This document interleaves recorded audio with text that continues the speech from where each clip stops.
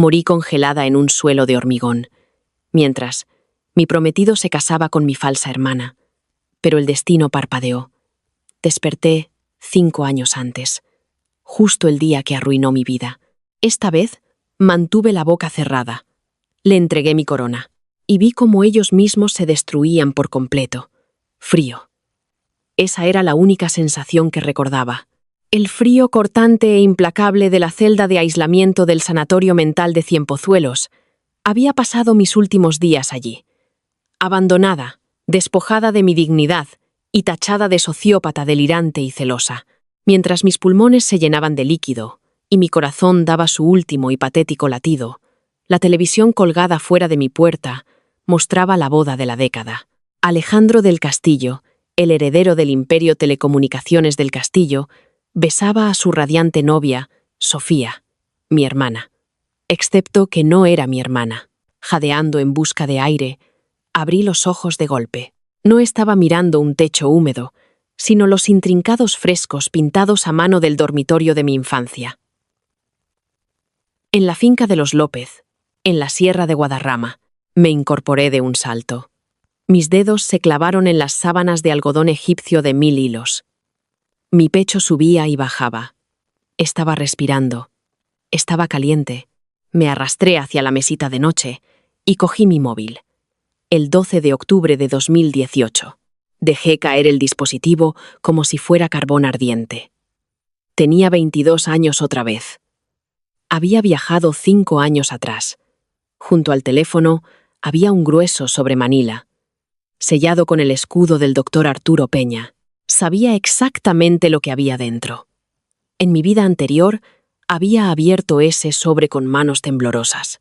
Había leído los resultados de ADN que probaban que Sofía, la niña dorada de la familia López, no compartía absolutamente ninguna sangre con nuestros padres, Beatriz y Ricardo López. Ella era la hija biológica de nuestra antigua ama de llaves, Marta Ramos, intercambiada al nacer en la caótica sala de un hospital con fondos insuficientes. Durante un apagón, en esa vida pasada, armada con la furia justa de la agraviada, había llevado ese sobre a nuestra gala anual de otoño. Había expuesto a Sofía frente a toda la élite de Madrid. Pensé que la verdad me haría libre. Pensé que mis padres abrazarían a su verdadera hija y que mi prometido, Alejandro, estaría a mi lado. Fui increíblemente ingenua. En lugar de justicia, recibí una brutal lección sobre la naturaleza humana. Sofía se había derrumbado en sollozos histéricos e hiperventilados. Mi madre, Beatriz, me había abofeteado tan fuerte que mis labios se partieron. Gritaba que yo era un monstruo tratando de destruir a su delicada hija por pura malicia. Alejandro me había mirado con un asco tan profundo que todavía me revolvía el estómago. «Estás enferma, Arián», me había escupido, envolviendo los hombros temblorosos de Sofía con su chaqueta. Se unieron, reescribieron la narrativa. Yo no era la víctima. Era una mentirosa patológica que falsificaba documentos médicos porque no podía soportar el encanto y la perspicacia para los negocios de Sofía. En menos de un año, me habían despojado legalmente de mis acciones, me declararon mentalmente incapacitada y me encerraron en Cienpozuelos. De pie en mi habitación ahora, mirando ese mismo sobre Manila, una calma escalofriante me invadió. La desesperación por su amor y aprobación que había definido mi primera vida estaba muerta. Había muerto en ese frío suelo de hormigón. Cogí el sobre, me acerqué a la chimenea de mármol y encendí una cerilla. Vi cómo los concluyentes resultados de ADN del doctor Peña se convertían en cenizas negras. Me negué a revelar quién era la verdadera heredera. Si Sofía quería la pesada y sofocante corona de la familia López, podía tenerla. Si Alejandro quería una fraude por esposa, con gusto se la envolvería en un lazo y se la entregaría. Me acerqué a mi tocador. Me arreglé el maquillaje y alisé mi vestido de noche esmeralda. Iba a jugar este juego de una manera completamente diferente. La gala en el piso de abajo era una sinfonía de cristales tintineantes y risas huecas. Mientras descendía la gran escalera, los vi de inmediato. Sofía acaparaba la atención junto a la escultura de hielo. Llevaba el invaluable colgante de zafiro de mi abuela. una pieza que legítimamente me pertenecía, pero que ella había tomado prestada porque hacía juego con sus ojos. A su lado estaba Alejandro, alto, de hombros anchos y radiante de una riqueza arrogante. En el pasado, verlos juntos así habría encendido un fuego de celos en mi pecho. Ahora, solo veía a dos parásitos perfectamente emparejados. «Ariane, querida», llamó Sofía, su voz goteando esa dulzura artificial que perfeccionaba para las multitudes. Se deslizó hacia mí, enlazando su brazo con el mío en una muestra de afecto fraternal.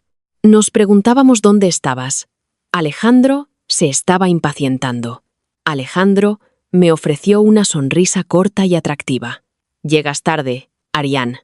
Los miembros del consejo han estado preguntando por ti». «Lo siento, Alejandro», dije, suavizando la voz, bajando la barbilla en una muestra de sumisión total. Tenía una migraña terrible. Sinceramente, no sé cómo tú y Sofía manejáis estas multitudes sin esfuerzo. Vosotros dos sois líderes natos. Ambos se quedaron helados. La falsa sonrisa de Sofía vaciló. Sus ojos se lanzaron a mi cara buscando sarcasmo. Las cejas de Alejandro se fruncieron. Yo siempre había sido ferozmente competitiva, siempre luchando con Sofía por un asiento en la mesa, siempre exigiendo la atención exclusiva de Alejandro. «¿Te encuentras bien, Ariane?», preguntó Alejandro, dando un paso más cerca. De repente, inquieto por mi falta de hostilidad. «Estoy perfectamente», sonreí, soltándome suavemente del agarre de Sofía y dándole una palmadita en la mano. De hecho, estaba pensando arriba. Realmente no debería ser yo quien dirija el proyecto de expansión europea. Sofía tiene mucha mejor relación con los inversores. Ella merece tomar la iniciativa. Creo que necesito dar un paso atrás. Los ojos de Sofía se abrieron de par en par. Un destello de triunfo codicioso iluminó sus pupilas antes de enmascararlo con falsa preocupación.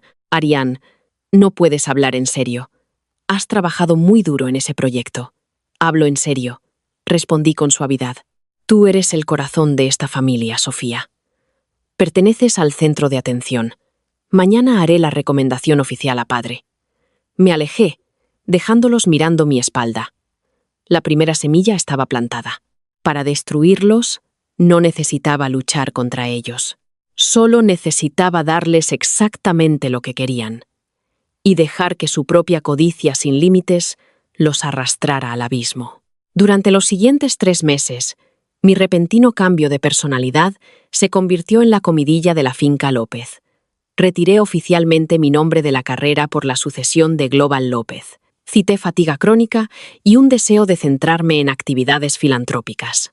Mi madre, Beatriz, estaba encantada. Siempre había encontrado mi mente aguda y orientada a los negocios demasiado agresiva. Prefería con mucho la fragilidad llorosa y el encanto manipulador de Sofía. Mi padre, Ricardo, estaba confundido, pero fue fácilmente influenciado por las agresivas maniobras de Sofía para llenar el vacío que yo había creado a propósito. Sofía asumió su nuevo e indiscutible papel como la heredera dorada como una polilla hacia una llama muy peligrosa. Se mudó al despacho principal. Exigió presupuestos exorbitantes para campañas de imagen que no iban a ninguna parte. Y tal como calculé, su proximidad al poder actuó como un imán absoluto para Alejandro. Alejandro era un hombre cuya capacidad emocional estaba dictada por la ambición. No me amaba a mí, y ciertamente no amaba a Sofía. Amaba el Imperio López. Cuando yo era la presunta sucesora, me cortejaba. Ahora que yo interpretaba a la hermana desvanecida y solitaria, sus ojos se fijaron en Sofía.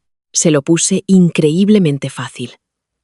Una tarde, a finales de noviembre, mientras la primera nieve cubría los jardines, invité a Alejandro al invernadero. «Tenemos que hablar de nuestro compromiso, Alejandro», dije en voz baja, mirando la escarcha.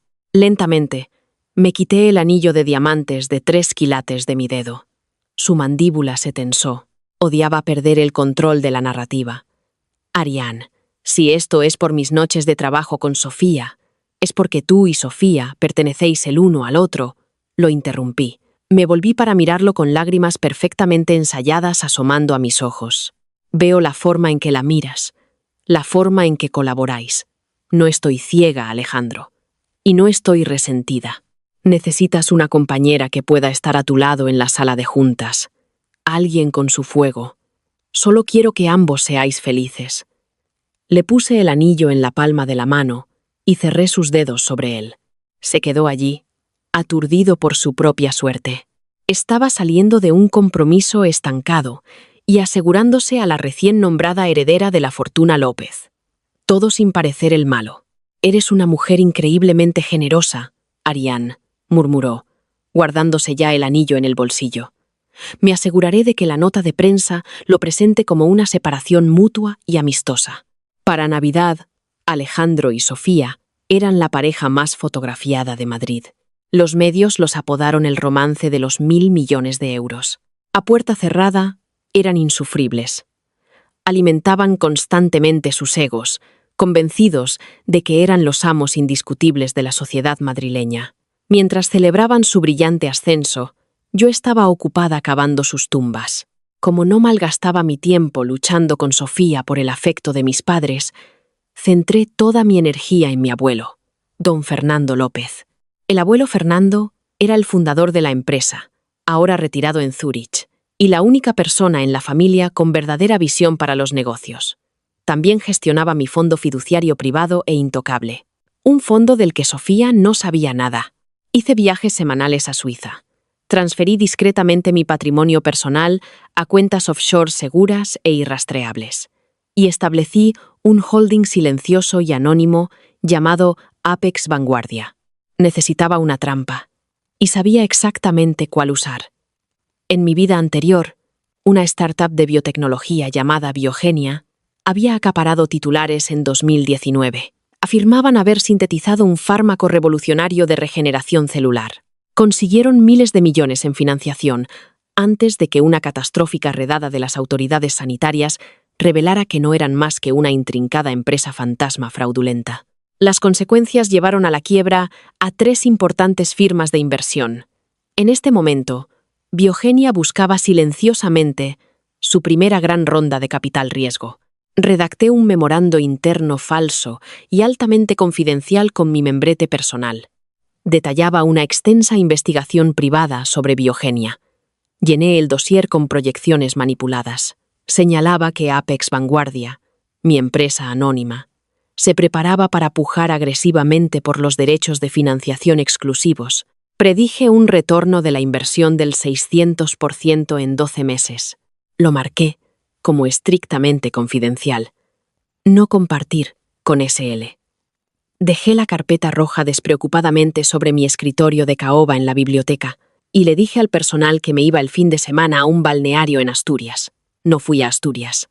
Me registré en una suite en el Palace y pirateé la cámara de seguridad de mi propia biblioteca. No tardó mucho. Para el viernes por la noche, Sofía ya merodeaba por mi estudio privado. Buscaba cualquier cosa que pudiera usar para mantener su fachada de prodigio de los negocios. Observé a través de la granulada cámara en blanco y negro cómo localizaba la carpeta roja. La abrió. Sus ojos recorrieron las proyecciones financieras inventadas. Vi el momento exacto en que la codicia se apoderó de su cerebro. Hizo fotos de cada una de las páginas con su móvil antes de salir de la habitación. El lunes por la mañana, la trampa se cerró. Sofía ignoró por completo al Comité de Evaluación de Riesgos de López. Desesperada por demostrar que era una visionaria mejor que yo, llevó la propuesta robada de Biogenia directamente a Alejandro. Afirmó que había descubierto esta joya oculta a través de su propia red de contactos y le instó a coinvertir con ella. Alejandro, cegado por la confianza de Sofía y ansioso por asegurar un monopolio en lo que parecía el avance médico del siglo, se tragó el anzuelo entero. Sentada en la sala de juntas durante la revisión trimestral, sorbí tranquilamente mi agua con gas mientras Sofía y Alejandro anunciaban con orgullo su empresa conjunta. Estaban comprometiendo la asombrosa cantidad de 400 millones de euros de capital combinado de López y del Castillo en Biogenia. «Es un movimiento audaz, Sofía», dijo mi padre, Ricardo, secándose la frente, claramente intimidado por la enorme cantidad de dinero. «¿Estás segura de que los ensayos clínicos son fiables?» «Padre, por favor», rió Sofía, Un sonido agudo y chirriante. Me lanzó una sonrisa condescendiente a través de la mesa de caoba. En esta industria tienes que ser agresiva. No puedes quedarte sentada haciendo punto mientras el mundo avanza. Alejandro y yo lo hemos investigado personalmente. Es infalible. Es una visionaria, Ricardo, añadió Alejandro, colocando una mano posesiva sobre la de Sofía. Este es el tipo de expansión agresiva que la empresa necesitaba desesperadamente. Bueno, hablé yo, mi voz suave y modesta. Parece que ambos lo tenéis todo bajo control. Sin embargo, como ya no participo en las decisiones ejecutivas, me gustaría renunciar oficialmente a mis derechos de responsabilidad sobre esta inversión en concreto. Solo es un trámite estándar, por supuesto. Sofía puso los ojos en blanco. Siempre tan asustada de un poco de riesgo, Ariane. Bien, que el departamento legal redacte la renuncia. No querríamos que perdieras el sueño mientras hacemos historia. Gracias, Sofía. Sonreí, bajando la mirada para ocultar el hielo absoluto en mis ojos. Ciertamente, se iba a hacer historia. Acababan de atarse una soga de oro alrededor de sus propios cuellos, y me habían entregado la palanca de la trampilla. Todo lo que tenía que hacer ahora era esperar a que la gravedad hiciera su trabajo. 6 meses se evaporaron en un torbellino de arrogancia cegadora y gasto imprudente. Sofía y Alejandro vivían en una realidad construida enteramente de algodón de azúcar y valor robado. Aceleraban hacia un muro de ladrillo a 300 kilómetros por hora. La boda estaba programada para el 18 de junio. Era un evento obscenamente lujoso en el Hotel Ritz. Diseñado para cimentar la fusión de las dinastías del Castillo y López, Sofía había insistido en un vestido de Vera Wang personalizado, incrustado con perlas importadas, mientras Alejandro se pavoneaba en las ruedas de prensa previas a la boda con trajes de Tom Ford a medida. Presumía de su inminente triunfo farmacéutico de 1.000 millones de euros. Entre bastidores, la arquitectura financiera de sus vidas se estaba pudriendo. Biogenia quemaba dinero a un ritmo aterrador. Para satisfacer las interminables demandas de inyecciones de capital, Alejandro había apalancado en secreto el principal activo de telecomunicaciones del castillo. Sofía, aterrorizada de parecer débil y desesperada por mantener las apariencias, había convencido a mi padre para que autorizara el uso del fondo de pensiones de Global López como garantía. Lo habían apostado todo. Habían hipotecado su existencia entera en un fármaco fantasma. Asistí a la boda envuelta en un discreto y silencioso vestido de seda color carbón. Me mezclé con el fondo como una sombra. Vi a mi madre, Beatriz, secarse lágrimas de alegría mientras Sofía caminaba hacia el altar. Vi a mi padre, Ricardo, radiante de un orgullo fuera de lugar. Vi a Alejandro decir sus votos con la satisfacción engreída de un hombre que creía haber conquistado el mundo. La recepción fue una clase magistral de arrogancia. 500 de los corredores de poder más elitistas de Madrid bebían Dom Perignon Vintage bajo un techo del que goteaban orquídeas blancas. Sofía arrastró a Alejandro al centro de la pista de baile, la viva imagen de la realeza moderna. Entonces, exactamente a las 9:45 p.m., la Sinfonía de la Destrucción comenzó. No empezó con una explosión, sino con un zumbido sincronizado y aterrador. Por todo el salón, cientos de teléfonos móviles comenzaron a vibrar y sonar simultáneamente. La repentina ola de notificaciones cortó la melodía de la banda de jazz como una sirena. Saqué mi móvil del bolso y miré la alerta de expansión que ya sabía que iba a llegar. Última hora. La CNMV y la UDEF registran la sede de Biogenia. El CEO, Dr. Adrián Blanco, detenido por cargos federales de fraude. Las autoridades sanitarias confirman que el fármaco es una completa invención. Se teme la pérdida de miles de millones. Levanté la vista. El cambio en la sala fue violento. Las risas murieron, reemplazadas por un silencio de pánico sofocante. Hombres en esmoquín se desplazaban frenéticamente por sus pantallas. Sus rostros perdían el color. Los susurros se convirtieron en gritos frenéticos. ¿Fraude? ¿Qué quieres decir con fraude? Las autoridades los están cerrando. Mi firma acaba de invertir 50 millones en esa empresa fantasma la semana pasada. El teléfono de Alejandro sonó.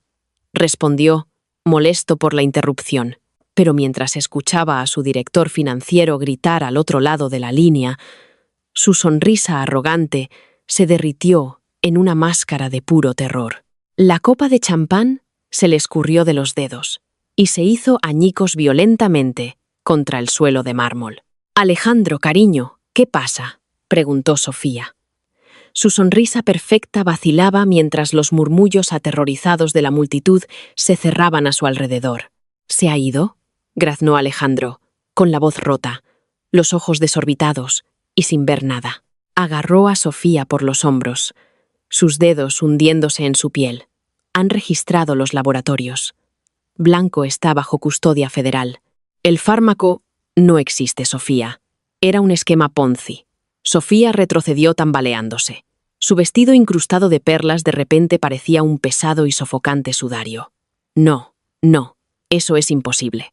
Vimos los datos. Vimos las proyecciones. «Los datos eran falsos», rugió Alejandro, perdiendo toda apariencia de compostura. Los invitados, muchos de los cuales habían invertido basándose en las brillantes recomendaciones de Alejandro y Sofía, comenzaron a rodearlos como tiburones que huelen sangre en el agua. Apalancamos la infraestructura mundial. Puse las torres de telecomunicaciones como garantía. Si esto es cierto, estoy en bancarrota. Estamos completamente arruinados. Mi padre se desplomó en una silla, agarrándose el pecho. Su propio teléfono mostraba la catastrófica caída de las acciones de Global López en las operaciones fuera de mercado. El mercado ya estaba reaccionando. Wall Street olía la muerte de dos imperios. Yo permanecía junto a la escultura de hielo, bebiendo mi agua con gas. Observaba la hermosa y caótica destrucción de las personas que me habían asesinado en otra vida. La orquesta había dejado de tocar hacía mucho tiempo. La boda de la década se había convertido oficialmente en la escena de un crimen de ruina financiera. 72 horas después, la sala de juntas de López parecía un mausoleo. Las consecuencias fueron apocalípticas. Telecomunicaciones del Castillo se preparaba para declararse en quiebra después de que sus acreedores activaran las ejecuciones de garantías inmediatas. Global López estaba completamente paralizada. El precio de sus acciones se había desplomado un 80% en 3 días.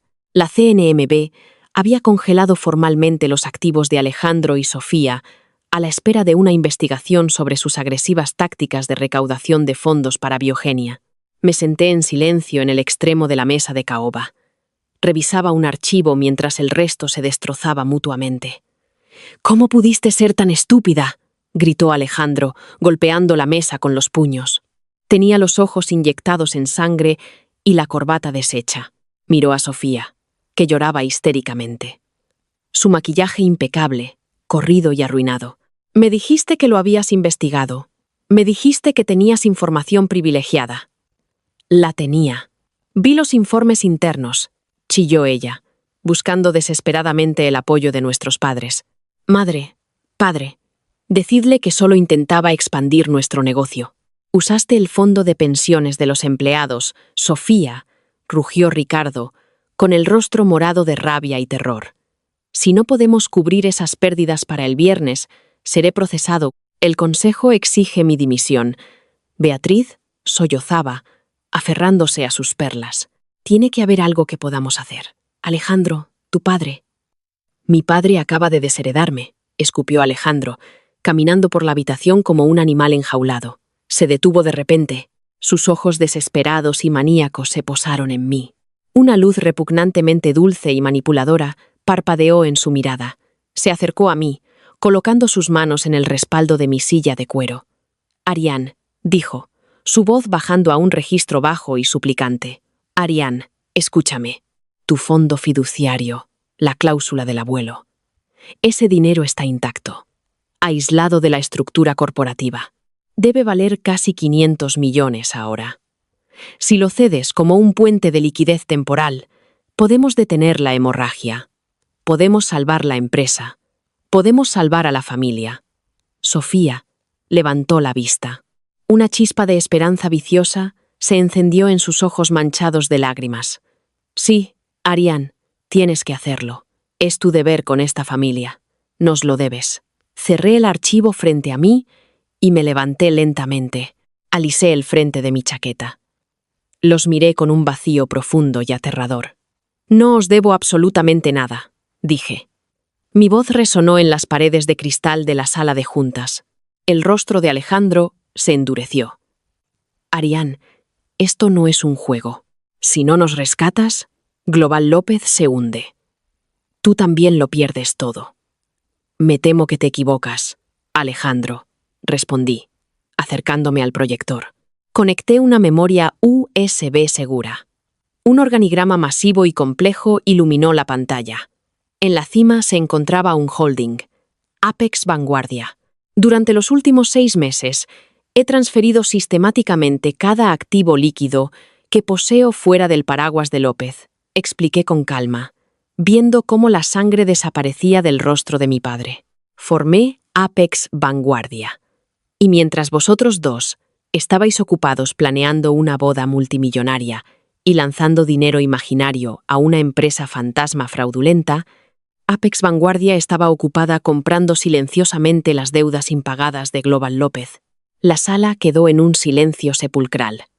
¿Qué estás diciendo?, susurró Ricardo, temblando. Estoy diciendo, padre, que soy tu mayor acreedora. Soy dueña de la deuda de este edificio. Soy dueña de la deuda de la finca en la sierra. Y desde esta mañana, cuando vuestro período de gracia expiró, Apex Vanguardia inició una OPA hostil sobre Global López. Sofía se puso de pie de un salto, su silla cayendo al suelo. Nos tendiste una trampa. Tú lo sabías. Sabías que Biogenia era una estafa. Sabía que eres una ladrona. Sofía, respondí, mi voz restallando como un látigo. Sabía que no podías soportar verme triunfar, así que dejé un dossier falso en mi escritorio, sabiendo que tu codicia sin límites te obligaría a robarlo.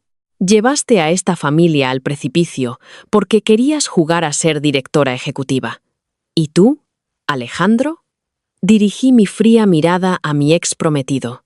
La seguiste hasta el borde, porque eras lo suficientemente arrogante como para creer que eras invencible. Te demandaré, rugió Alejandro, con la boca espumeante. Te arrastraré a los tribunales. Fuiste cómplice de fraude. Metí la mano en mi maletín y saqué una sola hoja de papel. La deslicé sobre la madera pulida. Creo que descubrirás que mis manos están completamente limpias. Ambos firmasteis esta renuncia de responsabilidad vinculante, eximiéndome por completo de cualquier implicación en la adquisición de Biogenia. Lo exigisteis. ¿Recordáis? No queríais que perdiera el sueño mientras hacíais historia. Alejandro miró su propia firma en el documento. Su pecho subía y bajaba, mientras la absoluta finalidad de su perdición lo inundaba. No tenía nada. Su empresa estaba muerta, su reputación destruida, su fortuna evaporada. Pero todavía pensaba que tenía una última carta. «Puede que tengas el dinero, Arián», se burló Alejandro, su voz goteando veneno. «Pero acabas de destruir a tus propios padres. Eres una paria. Al menos yo tengo a mi esposa. Sofía y yo reconstruiremos. Ella es una López. Ella tiene los contactos. No pude evitarlo». Una risa baja y oscura escapó de mis labios. Era la risa de una mujer que había muerto en un suelo helado y había regresado luchando por este preciso momento. ¿Una López?, repetí, volviendo a mi maletín. Saqué el grueso y familiar sobre Manila, sellado con el escudo del doctor Arturo Peña. Esa es la parte más trágica de toda esta historia, Alejandro. Rompí el sello y esparcí los resultados oficiales de ADN sobre la mesa. Sofía no es una López, anuncié, observando cómo Beatriz y Ricardo se inclinaban para leer los documentos. Sus expresiones cambiaron de la confusión al horror más absoluto. No comparte ADN ni con Ricardo ni con Beatriz. Es la hija biológica de Marta Ramos, la antigua ama de llaves. Intercambiada al nacer durante un apagón en el hospital, Sofía dejó de respirar. Miró los papeles, sus manos temblando violentamente. No. Esto es una falsificación. Estás mintiendo. La firma del doctor Peña está ahí mismo, Sofía. Él lo confirmó. padre puede ordenar una segunda prueba si lo desea, pero todos sabemos que es la verdad. Me volví hacia Alejandro, cuyo rostro se había quedado completamente inexpresivo. Sus ojos se movían frenéticamente entre los documentos y la temblorosa mujer arruinada con la que acababa de casarse. Desperdiciaste tu vida, tu fortuna y tu dignidad, Alejandro, susurré, inclinándome para que solo él pudiera oír. Me traicionaste para casarte con la hija sin un céntimo de una ama de llaves. Te casaste con una fraude, una impostora que no tiene nada, que no es nada. Perdiste a la verdadera heredera y perdiste todo lo demás en el proceso. Alejandro miró a Sofía, no con amor, sino con una repentina y violenta repulsión. Se dio cuenta de que estaba legalmente atado a una mujer con 0 pedigrí, 0 dinero y una montaña de deudas. El pedestal de oro en el que la había adorado se hizo añicos. ¿Tú no eres una López?, balbuceó Alejandro, retrocediendo como si estuviera enferma. Alejandro, por favor, no lo sabía, sollozó Sofía, intentando alcanzarlo. Él apartó su mano violentamente. No me toques. Me arruinaste, asquerosa y mentirosa parásita. Mientras comenzaban a gritarse el uno al otro, mientras mis padres lloraban sobre las ruinas de su legado y la extraña que habían criado, cogí mi maletín. Ya no sentía ira, no sentía pena, solo me sentía profunda y hermosamente libre. Salí de la sala de juntas sin mirar atrás. Las pesadas puertas de roble se cerraron con un golpe sólido y definitivo a mis espaldas, dejándolos atrapados en el infierno que ellos mismos habían creado. La segunda historia. La muerte no fue una luz brillante. Fue el crujido nauseabundo del metal y la risa burlona del hombre que prometió amarme. Cuando abrí los ojos de golpe, el olor a sangre fue reemplazado por el aire fresco de la mañana del examen. Las segundas oportunidades nunca salen baratas. Las llamas rozaban los bordes de mi visión. El metal aplastado de mi coche atrapaba mis piernas. Olas de dolor insoportable recorrían mi cuerpo. La sangre goteaba en mis ojos. Hacía borrosa la señal de neón del restaurante de lujo al otro lado de la calle. Allí de pie, bañados en el brillo amarillento de las farolas, estaban Marcos Soler y Sofía Reyes. No estaban pidiendo ayuda, solo me miraban desangrarme en la intersección. La traición es algo curioso. No te golpea de repente. Gotea en tu vida, envenenando el pozo gota a gota hasta que te ahogas en él. Durante 3 años, había creído que Marcos era el amor de mi vida. Durante 3 años, había aceptado sus excusas, sus desapariciones repentinas y su constante necesidad de priorizar a Sofía, la frágil e intocable chica popular de nuestra universidad. Él siempre decía que solo era una amiga, que necesitaba un poco de apoyo extra por su ansiedad. Suspender el examen MIR hace 3 años fue el catalizador que destruyó mi vida. Se suponía que íbamos a ir juntos en coche al centro de exámenes.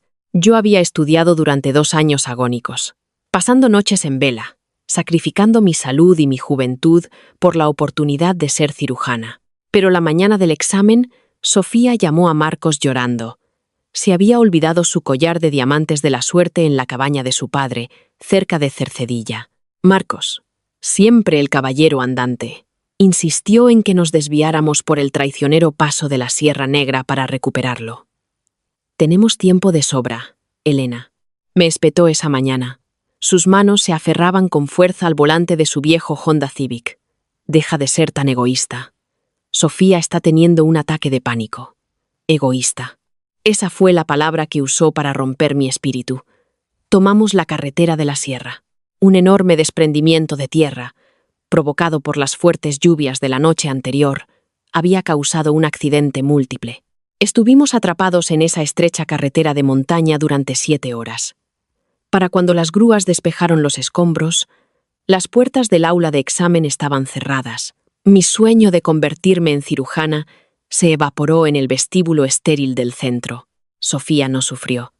Tras suspender el MIR, Su adinerado padre movió hilos y sobornó al director de un prestigioso hospital privado para conseguirle una plaza de residente que no existía en el sistema público. Ella entró por la puerta de atrás. Consiguió la residencia. Marcos consiguió un trabajo cómodo en la farmacéutica de su padre. Yo, mientras tanto, me quedé con una deuda estudiantil aplastante, una carrera destrozada y un novio que me recordaba constantemente que mi fracaso era el resultado de mi propia falta de flexibilidad. El golpe final había llegado esta noche. Después de un agotador turno doble como auxiliar de clínica, los había pillado juntos en un restaurante de lujo. No solo cenando, celebraban su compromiso. Cuando los confronté en el aparcamiento, Marcos ni siquiera pareció avergonzado. Se burló, diciéndome que yo era una fracasada amargada que no podía superar el pasado. Tropecé hacia atrás, en shock. No vi al conductor ebrio que doblaba la esquina a toda velocidad. Ahora, mientras la oscuridad se cernía y las sirenas sonaban a lo lejos, miré la mano perfecta de Sofía sobre el pecho de Marcos. Si tan solo pudiera retroceder. Si tan solo pudiera girar el volante en la otra dirección.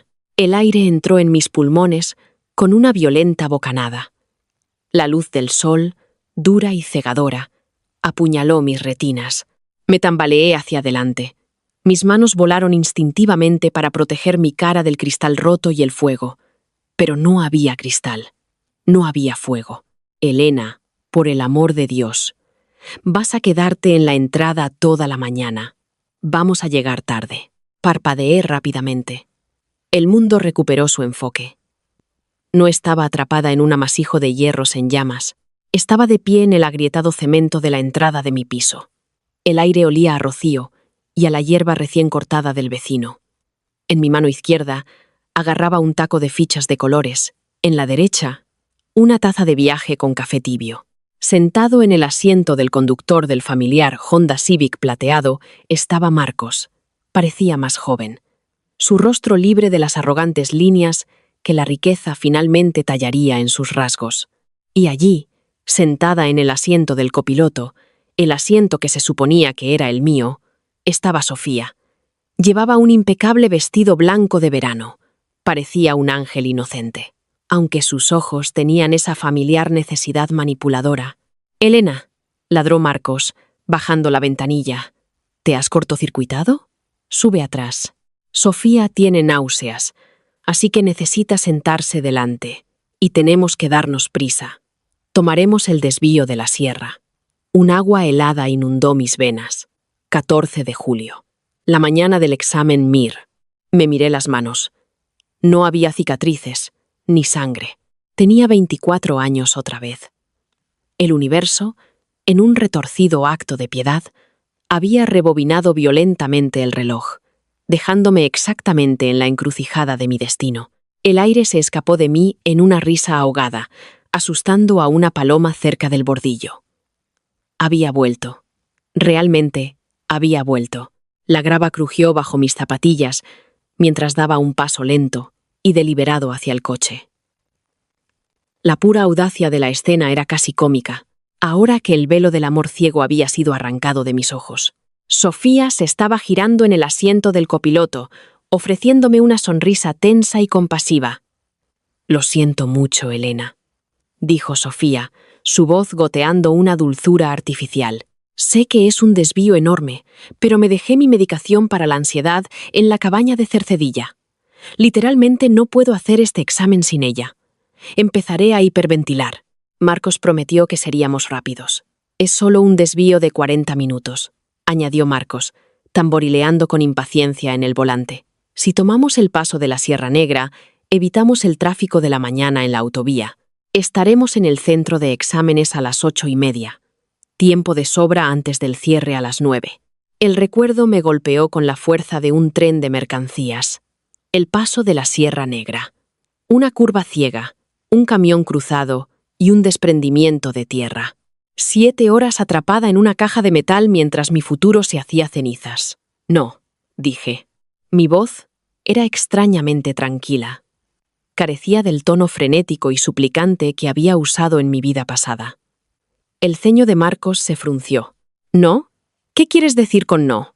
Sube al maldito coche, Elena. No voy a tomar el paso de la Sierra Negra, Marcos, respondí, retrocediendo y caminando hacia mi propio jeep destartalado, aparcado en el césped.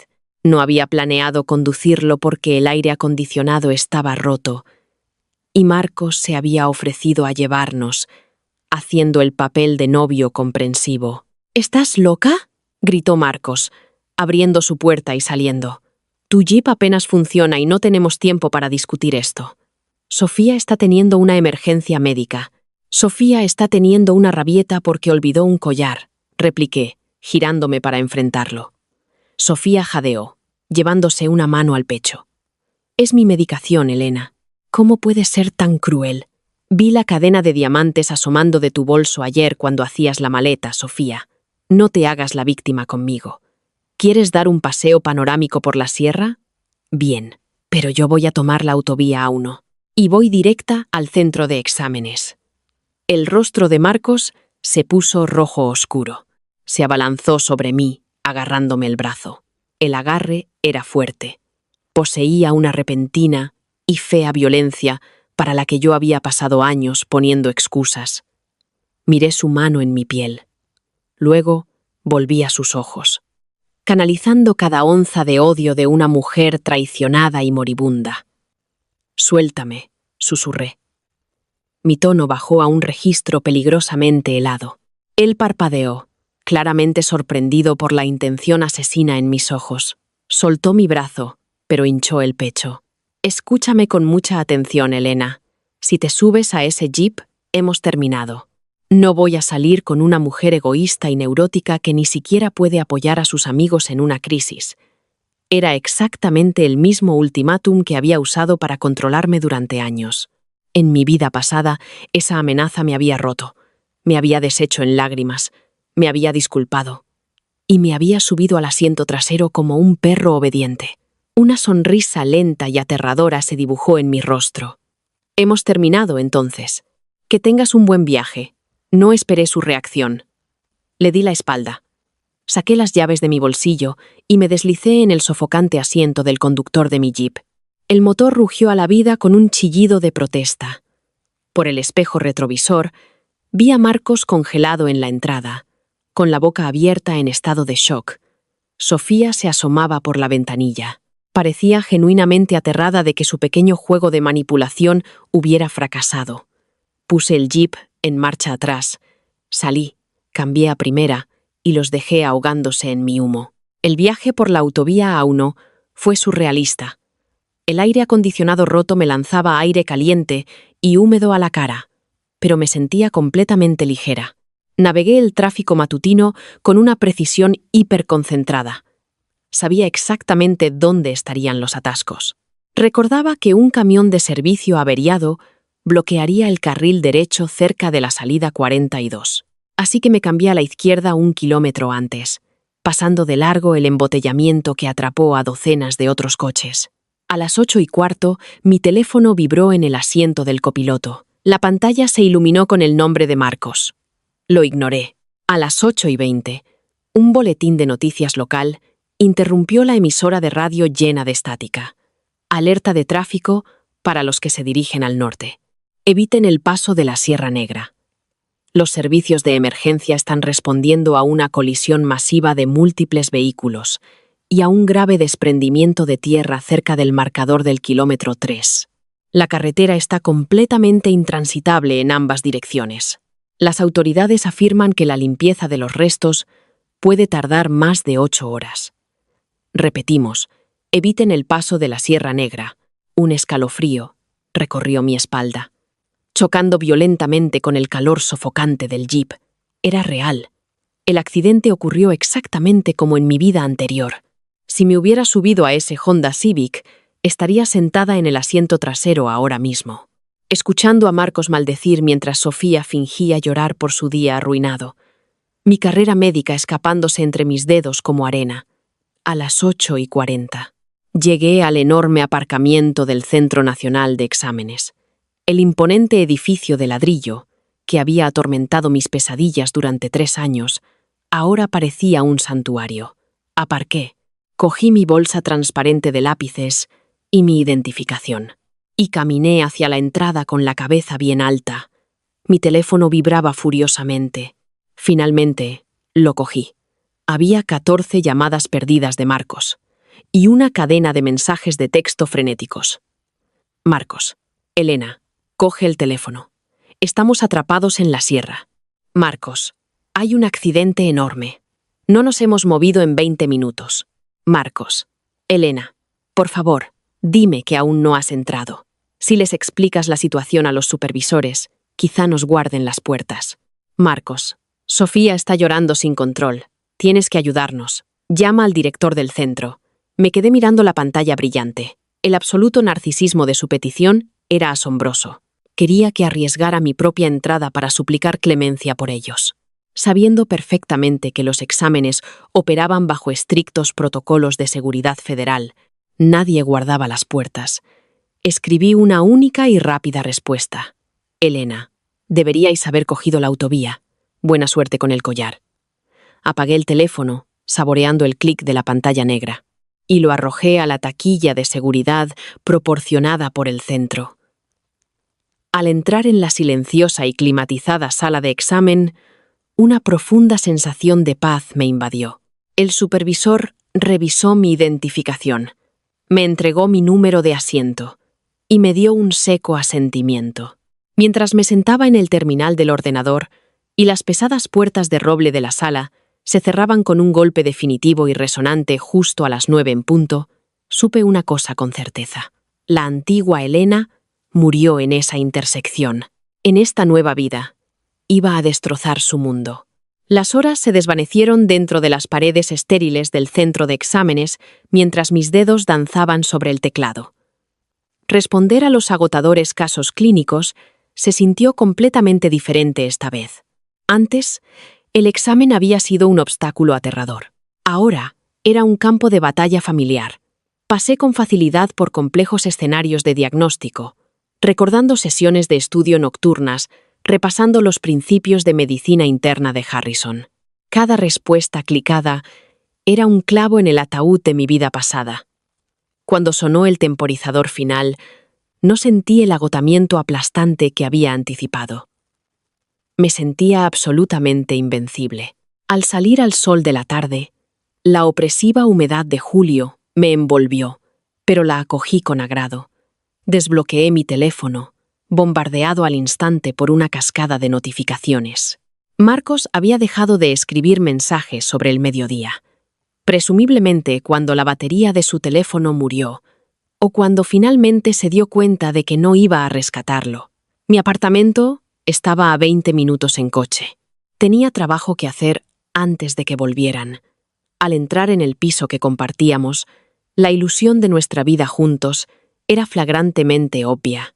Sus caros palos de golf, comprados con el dinero que yo ahorré saltándome comidas, estaban en una esquina.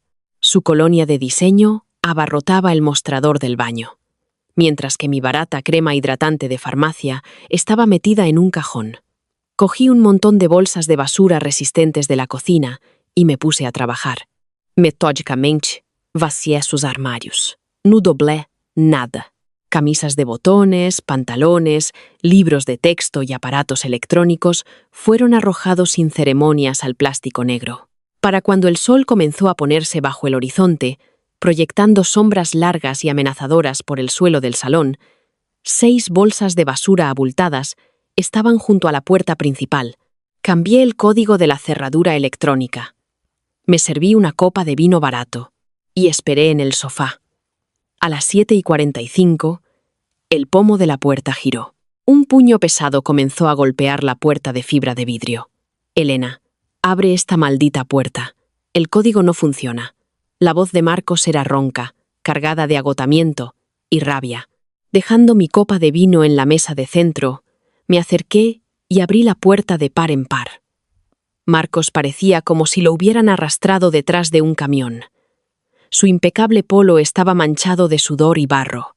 Tenía el pelo pegado a la frente y los ojos inyectados en sangre. Detrás de él, con un aspecto igualmente desaliñado y agarrando su bolso de diseño como un salvavidas, estaba Sofía. Su vestido blanco de verano estaba arruinado, manchado de tierra de la carretera de la sierra.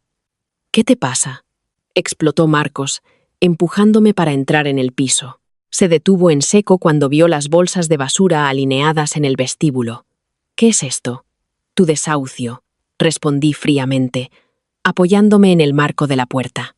«Tienes 5 minutos para sacar tu basura de mi apartamento antes de que llame a la policía y denuncie una entrada ilegal». Sofía soltó un jadeo dramático y tembloroso. «Elena, por favor, hemos tenido el día más horrible. Estuvimos atrapados en esa montaña durante 8 horas. Sin comida, sin agua, sin aire acondicionado. Tuve un ataque de pánico severo y Marcos tuvo que llevarme en brazos a una tienda de paramédicos cuando finalmente llegaron los equipos de emergencia. ¿Cómo puedes ser tan desalmada? ¿Encontraste tu collar de diamantes, Sofía?», pregunté, inclinando la cabeza, manteniendo mi voz completamente desprovista de emoción. Ella se congeló, su labio inferior temblaba. Era mi medicación. «Deja de mentir», espeté. El repentino volumen hizo que ambos se estremecieran. «Vi el collar en tu bolso ayer. Lo arrastraste a una peligrosa carretera de montaña la mañana del examen más importante de nuestras vidas, porque querías jugar a la damisela en apuros. Y tú, Marcos, fuiste lo suficientemente estúpido como para caer». Los puños de Marcos se apretaron a sus costados. «Nos abandonaste, sabías que estábamos atrapados y apagaste el teléfono. Sacrificaste mi carrera por tu propia ambición egoísta. Yo cogí la autovía, Marcos. Ya sabes, la carretera asfaltada que realmente lleva al centro de exámenes. Reí. Un sonido amargo y hueco. Tú suspendiste el examen. Eso es culpa tuya. Ahora, coge tus bolsas y lárgate». «No puedes hacer esto», gruñó Marcos, invadiendo mi espacio personal, intentando usar su altura para intimidarme. «Mi nombre está en el contrato de alquiler». «En realidad, no lo está», le corregí, manteniéndome firme, mis ojos fijos en los suyos. «Te negaste a firmarlo porque no querías la responsabilidad financiera si rompíamos, ¿recuerdas? Dijiste que querías mantener tu historial de crédito impecable». «Bueno, felicidades. No tienes ninguna responsabilidad aquí». Abrió la boca para discutir, pero la verdad lo golpeó. Yo había pagado la fianza. Yo pagaba el alquiler. Él había estado viviendo de mis agotadores turnos dobles como auxiliar mientras estudiaba. «Bien», escupió Marcos, su rostro contorsionado en una fea mueca. «¿Quieres tirar 3 años por un desvío? Adelante. Vas a suspender ese examen de todos modos. Has estado quemando la vela por ambos extremos y tus puntuaciones de práctica eran mediocres. Cuando suspendas, no vengas, arrastrándote a mí». Agarró 2 de las bolsas de basura, empujándome violentamente al pasar. Sofía me ofreció una última mirada llorosa. Un patético intento de ganar simpatía antes de escabullirse tras él. Necesitó 3 viajes para sacar todas sus pertenencias. Cuando finalmente cerró la puerta de un portazo por última vez, el silencio en el apartamento fue ensordecedor. Era el sonido de la libertad. Pero mi trabajo no había terminado. Romper con Marcos fue solo extirpar el tumor. Todavía necesitaba erradicar la enfermedad. En mi vida anterior, el padre de Sofía, Ricardo Reyes, había utilizado su inmensa riqueza para asegurarle una plaza de residente en un hospital privado después de que suspendiera el MIR. Había sobornado al director de ese hospital, Arturo Peña, con una tarifa de consultoría enmascarada como donación a una organización benéfica fantasma. Se saltaron las estrictas reglas del sistema de acceso a la formación sanitaria especializada, burlándose de los miles de estudiantes que lo habían sacrificado todo para estar allí a tiempo. Arranqué mi portátil, enrutando mi conexión a través de una VPN segura. Creé una dirección de correo electrónico encriptada. Durante las siguientes 3 horas, redacté un dossier meticulosamente detallado. Describí la naturaleza exacta del soborno que estaba a punto de ocurrir para crear una plaza de residente fantasma. Nombré a Arturo Peña. Detallé el cronograma, la organización benéfica falsa, y declaré explícitamente que la emergencia médica de Sofía Reyes era un ataque de pánico fabricado, corroborado por el hecho de que fue tratada en el lugar por deshidratación, no por una emergencia psiquiátrica. No lo envié al Ministerio de Sanidad. Las instituciones corruptas se protegen entre sí. En cambio, lo envié a 3 periodistas de investigación de El País que cubrían la corrupción sanitaria. Y puse en copia oculta al defensor del pueblo. Pulsar enviar fue mejor que cualquier droga del mercado. Pasaron 6 semanas en un borrón de anticipación. Cogí turnos extra en la clínica, ahorrando cada céntimo, bloqueando cada número asociado con Marcos y Sofía. Los rumores llegaron a través de amigos comunes.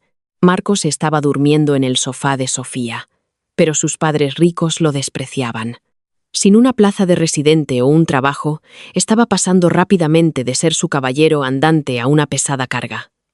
Entonces, llegó el día de la asignación de plazas. El correo electrónico llegó a mi bandeja de entrada exactamente a las 8 de la mañana. Mis manos temblaban mientras hacía clic en el enlace, accediendo al portal encriptado. Felicidades, Elena García. Ha sido admitida en el programa de residencia de cirugía general en el Hospital Universitario La Paz. Lágrimas, calientes y pesadas, se derramaron por mis pestañas. La Paz, la cima, era un programa al que ni siquiera me había atrevido a postular en mi vida pasada, sintiéndome demasiado inadecuada, demasiado agobiada por el constante menosprecio de Marcos hacia mis habilidades. Pero esta vez, armada con el conocimiento futuro y una concentración absoluta, había arrasado en el examen, obteniendo una puntuación en el percentil 99. Mi celebración fue interrumpida por una notificación de noticias de última hora en mi teléfono. El País había publicado un reportaje en exclusiva y era una masacre. Receta para el privilegio. Cómo la farmacéutica Reyes compró una plaza de residente. El artículo era devastadoramente minucioso. El periodista había tomado mi soplo anónimo y había investigado a fondo, desenterrando no solo el soborno para la plaza de Sofía, sino un historial de una década del director Arturo Peña aceptando sobornos de familias adineradas. Las autoridades habían registrado las oficinas administrativas del hospital al amanecer. Peña estaba bajo custodia. Pero la parte más hermosa del artículo era la mención específica a Sofía. El periodista había obtenido los registros de los paramédicos del desprendimiento de tierra, demostrando que nunca estuvo en peligro médico. Su plaza de residente, que debía comenzar el mes siguiente, había sido sumariamente cancelada por el hospital, presa del pánico. Se le prohibió permanentemente acceder a cualquier plaza del Sistema Nacional de Salud, poniendo fin a cualquier posibilidad que tuviera de ejercer la medicina en España. Las fichas de dominó cayeron rápidamente después de eso. Ricardo Reyes se vio obligado a dimitir como CEO de su empresa en medio de una masiva investigación fiscal.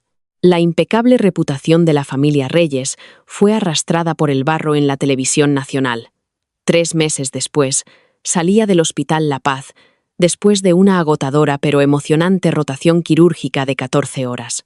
El fresco aire de octubre agitaba mi bata blanca alrededor de mis piernas. Estaba agotada, pero mi alma se sentía más ligera que en una década.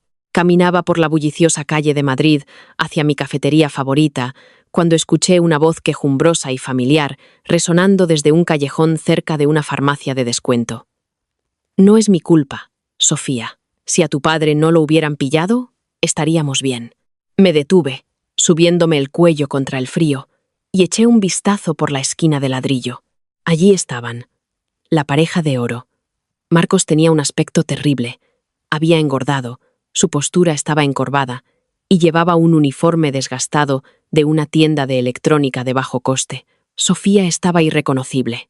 Atrás quedaron los vestidos de diseño y los peinados impecables. Parecía demacrada, vestía un chándal holgado, su rostro pálido y tenso mientras discutía con él por un billete de 20 euros arrugado. «Me arruinaste la vida, Marcos», chilló Sofía, su voz resonando en las húmedas paredes de ladrillo. «Si hubieras obligado a Elena a llevarnos por la autovía, nada de esto habría pasado. Mi padre se enfrenta a la cárcel porque intentó arreglar tu error». «¿Mi error?», gritó Marcos, levantando las manos. «Tú eres la que empezó a hiperventilar por un estúpido collar».